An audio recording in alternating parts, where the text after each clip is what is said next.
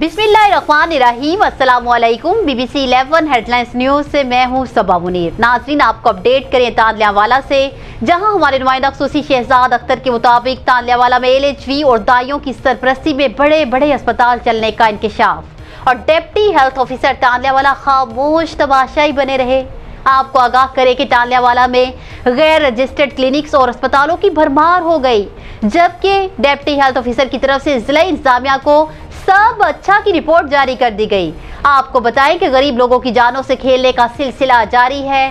غیر رجسٹرڈ اسپتال اور کلینکس میں بغیر کسی ڈاکٹر کے آپریشن کیے جا رہے ہیں، اور اب تک بہت سی معصوم جانوں کا ضیاع ہو چکا ہے، اور غیر معیاری ادویات سے لوگوں میں طرح طرح کی بیماریاں پیدا ہو رہی ہیں۔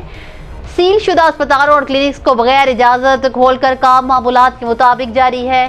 ڈپٹی ہیلتھ آفیسر ڈاکٹر علی محمد بھی اسپتال انتظامیہ کو روکنے میں مکمل طور پر ناکام ہو چکے ہیں۔